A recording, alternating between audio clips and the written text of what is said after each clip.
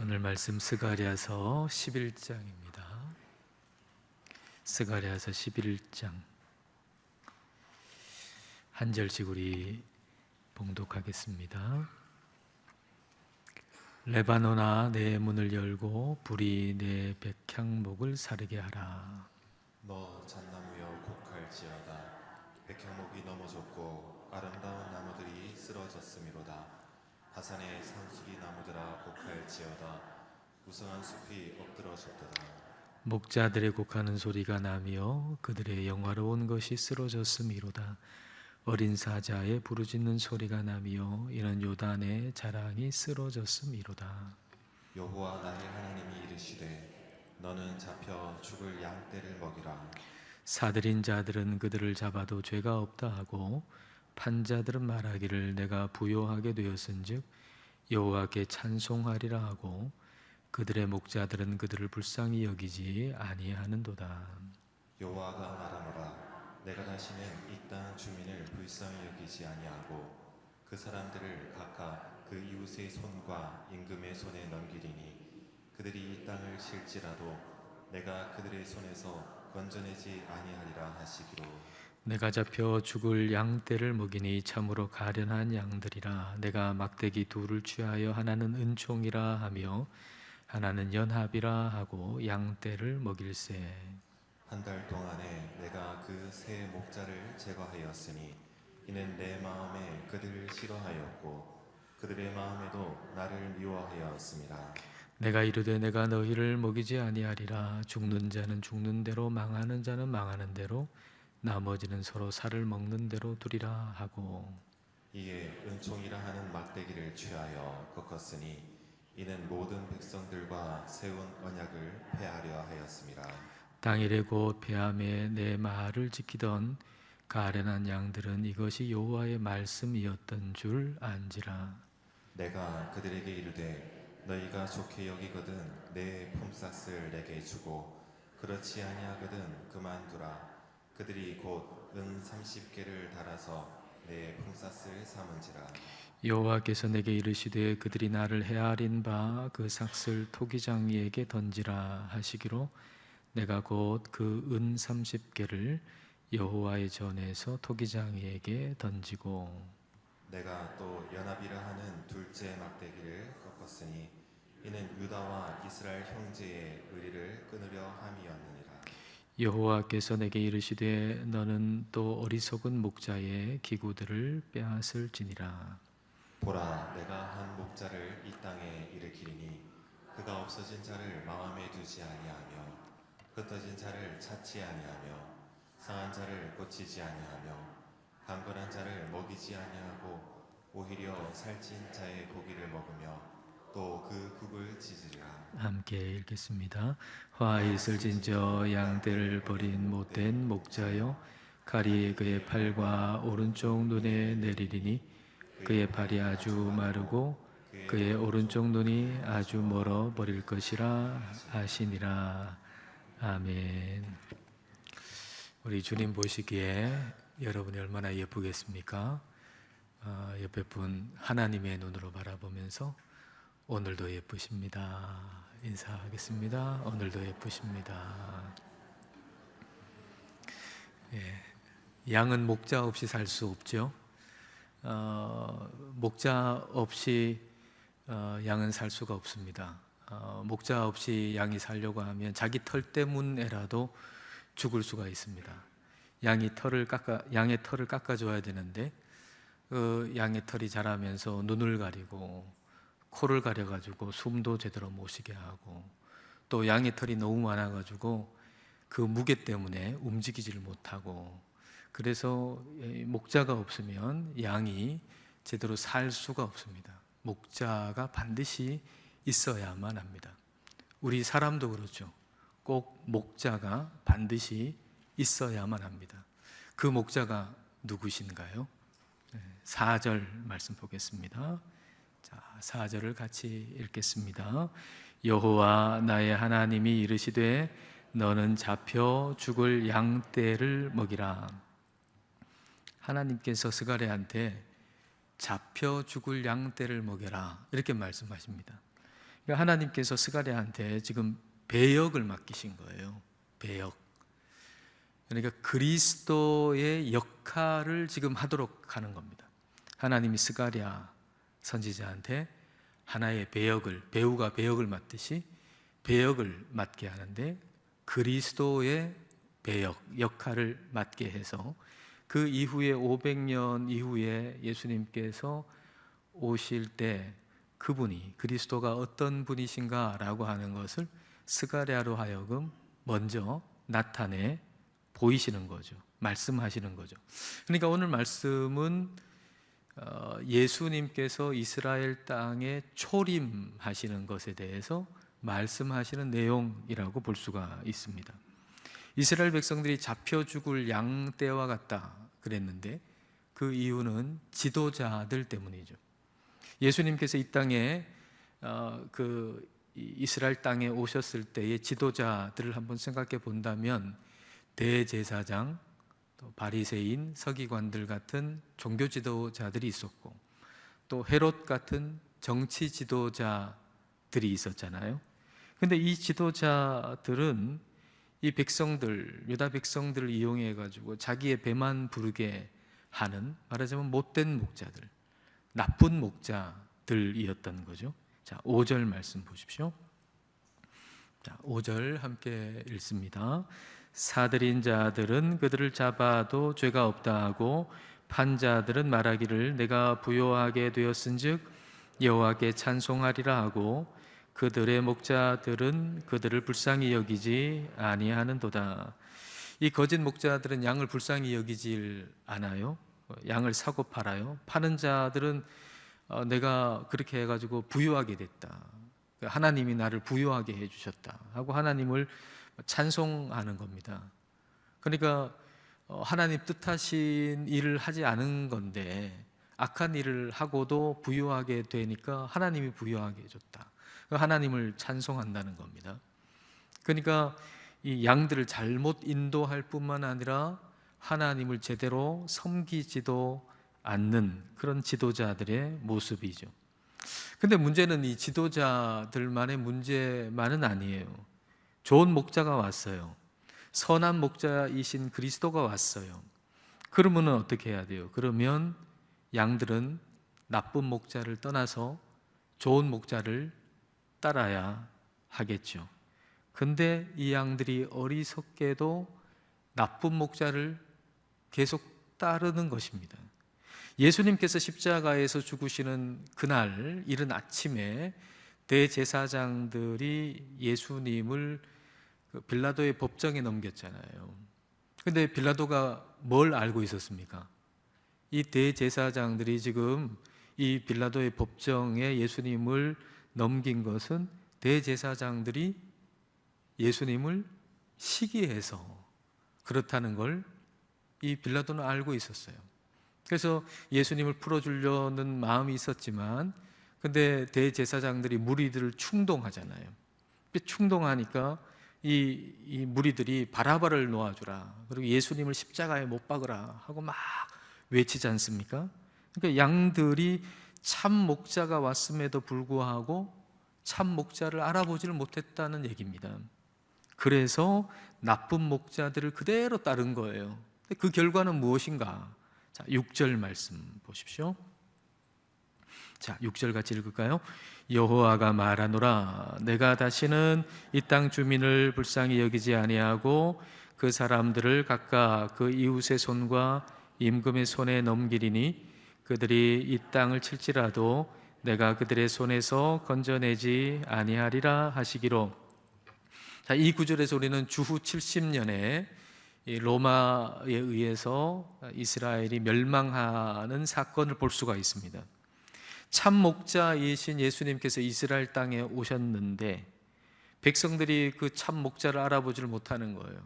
그리고 악한 목자를 계속 따르는 것입니다.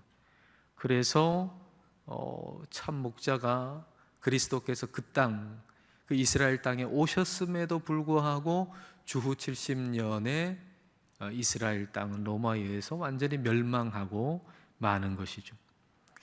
하나님께서 이 백성들이 이렇다는 사실을 몰랐을까요? 우리 하나님 다 아셨죠? 그 백성들이 어떠하다는 사실을 다 아셨죠? 참 목자를 알아보지 못할 양들을 위해서 오신 거예요. 그 참 목자가 자신을 알아보지 못할 자들을 위해서 오신 거예요. 그러니까 섬김을 받으러 오신 게 아니고 섬기려고 오신 것이죠. 자, 7절 말씀, 자, 함께 읽겠습니다. 내가 잡혀 죽을 양떼를 먹이니 참으로 가련한 양들이라. 내가 막대기 둘을 취하여 하나는 은총이라 하며 하나는 연합이라 하고 양떼를 먹일세. 스가랴는 지금 그리스도의 역할을 지금 하고 있잖아요. 그리스도의 배역을 맡아서 그 역할을 지금 하고 있어요. 그리스도의 모습이 어떤가 하는 걸 스가랴가 그 배역을 맡아서 지금 보여주고 있는 겁니다. 그러니까 참 목자이신 그리스도의 모습이 지금 어떤가요?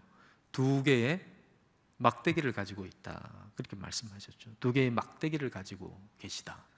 시편 23편에 보면 주의 지팡이와 막대기가 나를 안위하신다 그러잖아요. 그러니까 목자가 지팡이와 막대기를 들고 있는 거예요. 그 이미지는 뭘까요? 그걸 가지고 양들을 보호하고 지키고 인도하는 건데, 그 이미지를 생각해 보면 왜 두 개일까? 그 이미지가 우리에게 보여주는 건 뭐냐 하면, 양들을 지키는 목자, 참 목자이신 그리스도의 두 손이 비어있지 않다는 겁니다. 그리스도의 두 손은 양떼를 위해서 언제나 준비가 되어 있다는 겁니다. 참 목자는 그 양들을 지키고 보호하고 인도하기 위해서 그 손에 뭔가 언제나 준비가 되어 있는 거예요. 참 목자이신 그리스도가 그렇다는 것이죠. 이 두 개의 막대기 중에 하나는 은총이고 하나는 연합이다, 그렇게 말씀하시죠. 은총이라고 번역된 노함이라고 하는 단어는 즐거움, 아름다움, 호의, 이런 뜻을 가지고 있는 히브리어 단어인데, 공동 번역에 보니까 이 번역을 귀염둥이라고 번역해 놨더라고요. 귀염둥이.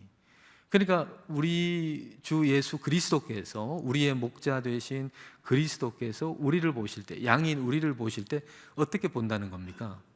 귀염둥이로 보신다는 거예요. 요즘에는 귀여움은 끝이라고 그러잖아요.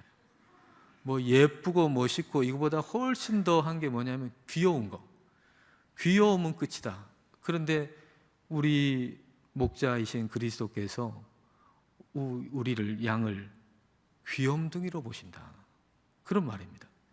연합이라고 번역된 헤벨이라고 하는 단어는 줄로프라는 뜻이거든요. 그러니까 줄로 이렇게 하나로 연합한다, 묶어준다는 것이죠.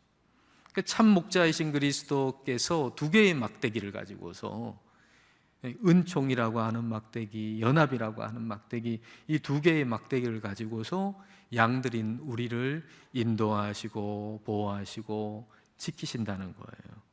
그러니까 거짓 목자가 가지는 목적하고는 완전히 다르잖아요.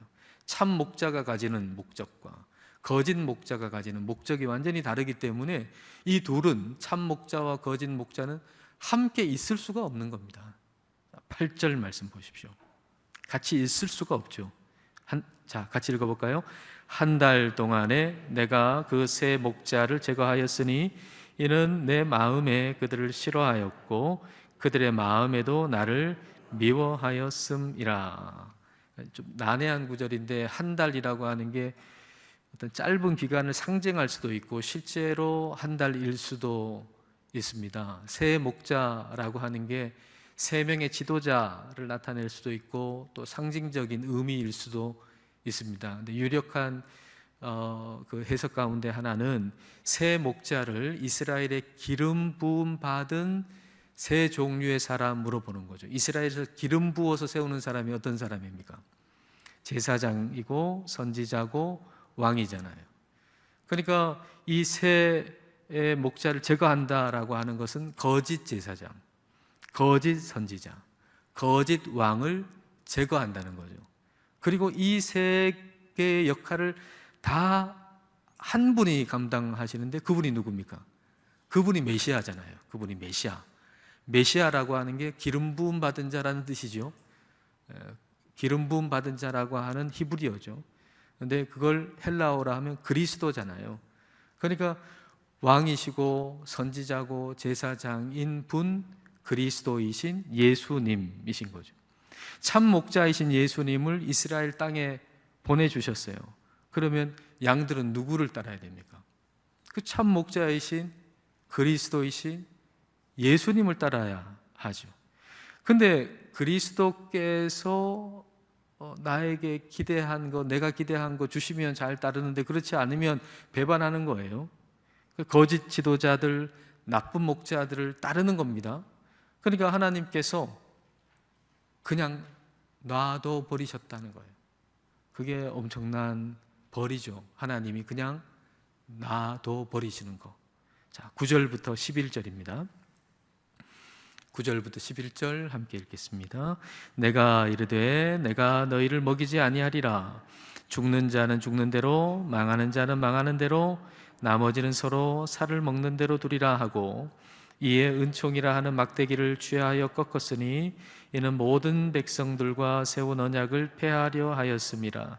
당일에 곧 폐함에 내 말을 지키던 가련한 양들은 이것이 여호와의 말씀이었던 줄 안지라. 죽는 자는 죽는 대로, 망하는 자는 망하는 대로 살을 막 서로 살을 먹는데 그것도 그냥 놔두셨다는 겁니다. 그리고 은총이라고 하는 막대기를 꺾으셨다는 거예요.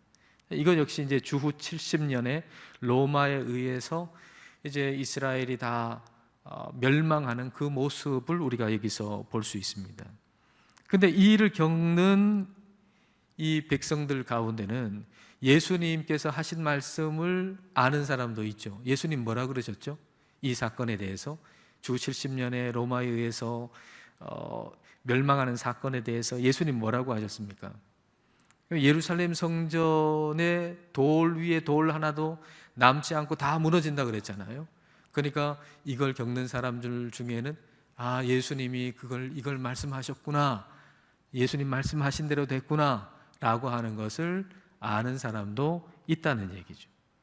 자, 그리스도께서 이 땅에 오셨는데 그 이스라엘 땅에 오셨는데 왜 그런 일이 일어났는가? 그리스도께서 그 땅에 오셨는데 왜 그 땅이 그렇게 주 70년에 그렇게 멸망하는 그런 일이 생기는가? 그것은 참 목자의 가치를 몰라봤기 때문이죠. 우리도 그럴 수 있는 거죠. 참 목자의 가치를 몰라보면 그와 같은 일이 일어날 수 있는 거죠. 자, 12절 말씀, 자, 함께 읽겠습니다. 내가 그들에게 이르되 너희가 좋게 여기거든 내 품삯을 내게 주고 그렇지 아니하거든 그만두라. 그들이 곧 은 30개를 따라서 내 품삯을 삼은지라. 품삯을 쳐달라 그러니까 그래, 내 가치가 어느 정도인지 값을 한번 매겨달라, 값을 나한테 달라 그러더니 은 30개를 달아서 줬다는 겁니다. 은 30이라고 하는 값은 출애굽기에 보면은 소가 종을 남종이든지 여종이든지 소가 종을 탁 들이받을 때 그때 그 소 주인이 이 종의 주인한테 보상으로 주는 게 은 30이거든요. 그러니까 종의 값이에요, 종의 값. 그러니까 다시 말하면 사람들이 그리스도에 대한 값어치를 아주 헐값으로 생각했다는 겁니다. 그리스도에 대한 가치를 아주 낮게 생각했다는 거죠. 그리스도에 대한 가치를 낮게 잡으면 그리스도에 대한 태도가 어떨까요? 태도가 바를 수가 없겠죠. 가치가 뭐 별것 아닌데 은 30밖에 안 되는데 그 가치를 어떻게 은 1000 정도의 가치로 생각하면서 대우할 수가 있을까요? 그럴 수가 없는 거 아니겠습니까? 골동품 가격 이렇게 감정해 주는 그런 프로그램 있잖아요. 네? 그런 프로그램 이렇게 보면 별것도 아닌 것 같은데 엄청 값어치가 있게 감정이 매겨지는 경우 있잖아요. 어떤 청자가 이렇게 있는데 많이 해도 한 몇천만 원 하면 상당히 많이 매겨주는 것 같다 이렇게 생각했는데 그 청자가 25억이라고 그 감정가가 전문가들이 딱 보더니 이건 25억이라는 거예요. 몇 천만 원만 해도 이거 엄청날 것 같은데 25억. 그 다음에 그 주인이 어떻게 됐을까요? 태도가 달라졌겠죠. 그 25억짜리 자기 집보다 더 비쌀 것 같은데 그거 청자를 그냥 맨손으로 만질 수 있을까요? 장갑이라도 끼고 만져야 되겠죠. 옮길 때 얼마나 조심조심 할까요? 그게 그 값어치가 그 정도 나간다는 걸 알게 된 다음부터는 자세도 달라지고 모든 태도와 모든 게 달라질 수밖에 없죠. 그리스도에 대해서도 그런 거예요. 그리스도가 누구신지를 우리가 제대로 알면 그리스도에 대한 우리의 태도가 달라질 수밖에 없는 겁니다. 그런데 사람들이 그리스도의 가치를 몰라본 거죠. 가룟 유다가 예수님을 은 30에 팔았잖아요. 그리고 가룟 유다가 그 은 30을 성소에 던졌잖아요. 그러니까 대제사장들이 그걸 성전고에다가 다시 넣을 수가 없죠. 그걸 다시 성전고에 넣는다는 거 옳지 않다 생각하고 토기장이 밭을 사가지고 나그네의 묘지를 삼았죠. 이것에 대해서 스가랴를 통해서 우리에게 그걸 미리 말씀을 해주셨어요. 13절입니다. 자, 13절 말씀. 자, 함께 읽습니다. 여호와께서 내게 이르시되 그들이 나를 헤아린 바 그 삭슬 토기장이에게 던지라 하시기로 내가 곧 그 은 30개를 여호와의 전에서 토기장이에게 던지고. 참 목자로 오신 그리스도를 정말 하찮게 여겼다는 겁니다. 정말 귀하게 존귀하게 여기셔야 할 분을 그냥 하찮게 여겼다는 거예요. 십자가의 가치를 알아보지를 못한 거죠. 그래서 어떻게 했습니까? 십자가의 가치를 알아보지를 못해가지고 사람들이 어떻게 했습니까? 십자가에서 내려오기만 하면 내가 그리스도인 줄 믿겠다 그러잖아요. 십자가의 가치를 모르니까 십자가에서 내려오면 당신이 그리스도인 줄 믿겠다 그렇게 얘기했잖아요. 십자가를 흠으로 여긴 거예요. 그 흠만 없으면 그리스도로 여기겠다. 가치를 모르는 거죠. 그게 십자가의 가치를 모르고 십자가를 흠으로 여기니까 그 흠만 제거되면 내가 그리스도, 당신을 그리스도로 알겠다. 그런데 십자가는 흠이 아니고 핵심적인 가치잖아요. 어떤 사람이 아름다운 진주를 발견했대요. 근데 진주에 조그마한 흠이 있더래요. 그래서 이 흠만 제거하면 진짜 가치 있는 진주가 되겠다 싶어가지고 한꺼풀 벗겨냈대요. 근데 흠이 없어지질 않는 거예요. 또 한꺼풀 벗겨냈대요. 또 흠이 안 없어지는 거예요. 또 한꺼풀 벗겨내고 또 한꺼풀 벗겨내고 막 계속 벗겨냈는데 흠이 없어질 때쯤 되니까 진주의 가치도 없어져 버린 것이죠. 그리스도의 십자가는 흠처럼 보이잖아요. 그러나 그리스도의 십자가는 그리스도를 참 목자가 되게 하는 핵심인 거예요. 우리의 참 목자가 되게 하는 핵심이 십자가예요. 그래서 그리스도께서 십자가에서 내려오셔야 그리스도가 되는 게 아니고 그 십자가에서 죽으셔야 그리스도가 되는 거예요. 그 십자가에서 죽으셔야 부활도 있는 거죠. 십자가의 죽음 없이 부활이 어떻게 있겠습니까? 그러니까 우리가 십자가라고 그러면 부활이 들어있는 거예요. 십자가만 얘기해도 부활이 들어있는 거예요. 죽으시고 부활하신 참 목자를 알아보지 못하면 거짓 목자, 못된 목자, 나쁜 목자를 따르게 됩니다. 만일 나는 지금 나쁜 목자를 따르고 있지 않다. 나는 참 목자도 따르고 있지 않지만 거짓 목자도 따르고 있지 않다. 그러면 그건 뭐예요? 더 나쁜 목자를 따르고 있는 거죠. 더 나쁜 목자가 누굽니까? 나요, 나. 거짓 목자를 난 따르지 않고 있다. 참 목자도 안 따르고 있다. 그러면 더 나쁜 목자, 나 자신을 따르는 거죠. 내 마음대로 사는 거죠. 거짓 목자, 가장 나쁜 목자, 나를 따르고 있는 거예요. 자신이 원하는 대로 사는 사람들은요, 두 사람도 연합이 안 돼요. 두 사람이면 연합이 쉬울 것 같고 100사람은 어려울 것 같잖아요. 그게 아니에요. 자기의 원대로 살아가려고 하는 사람은 두 사람도 연합이 안 돼요. 참 목자를 알아보지 못하는 그 마음으로는 우리가 서로 연합할 수가 없어요. 그리스도와 연합하지 못하면 사람과도 연합할 수가 없어요. 1000명이고 10,000명이라도 그리스도와 연합한 사람들이면 연합이 돼요. 10,000명이 연합이 된다니까요. 그러나 그리스도와 연합하지 않은 사람은 두 사람도 연합이 안 돼요. 여러분 중에 아마 가정에서 그건 느끼고 있는 분도 있을 거예요.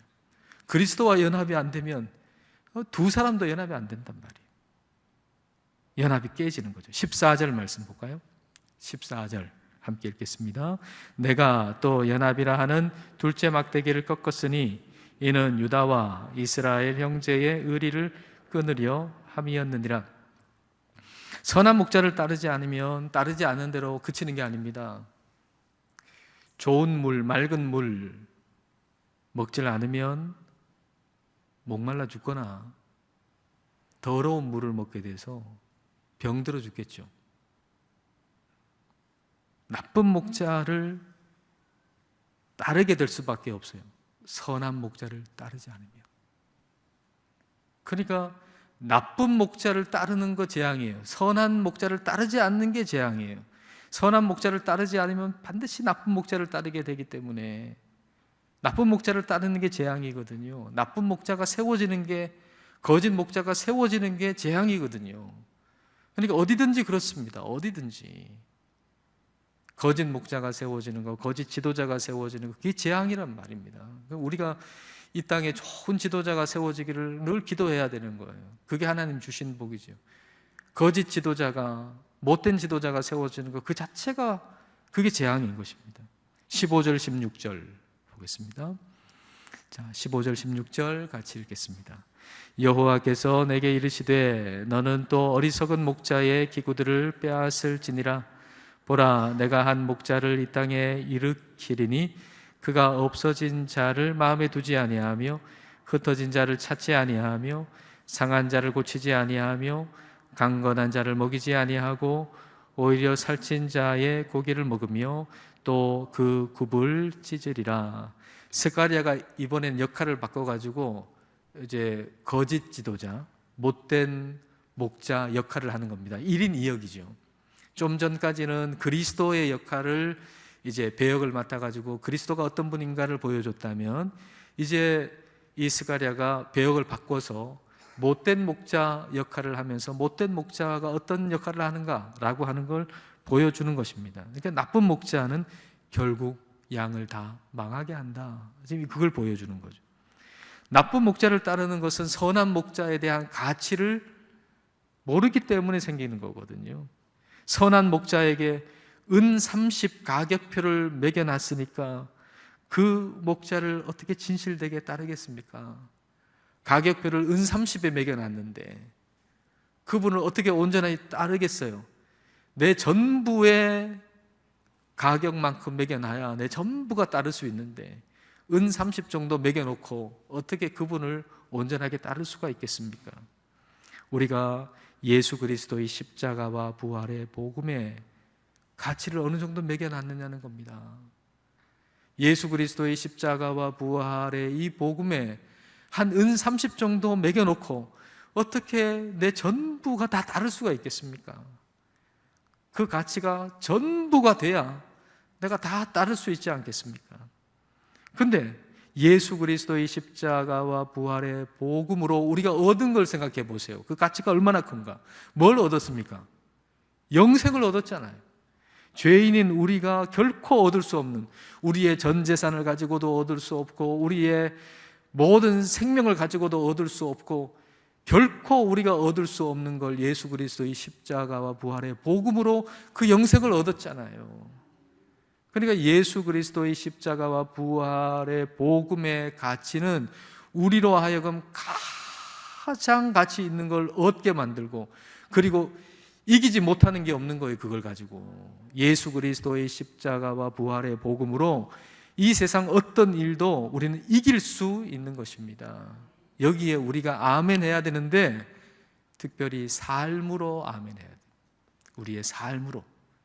네? 여러분 삶으로 그걸 아멘 해야 돼요. 그래서 우리 주변의 사람들이 내가 진짜 예수 그리스도의 십자가와 부활의 복음을 얼마나 가치 있게 생각하면서 살아가는가라고 하는 것을, 우리의 아멘 소리를 우리의 삶에서 그들이 볼 수 있도록 해줘야 한다라고 하는 것입니다. 참 목자, 선한 목자이신 우리 주 예수 그리스도, 그분을 가장 고귀하게 여기고 그리스도이신 예수님만 온전하게 따라서 살아가시는 저와 여러분 되시기를 축복합니다. 우리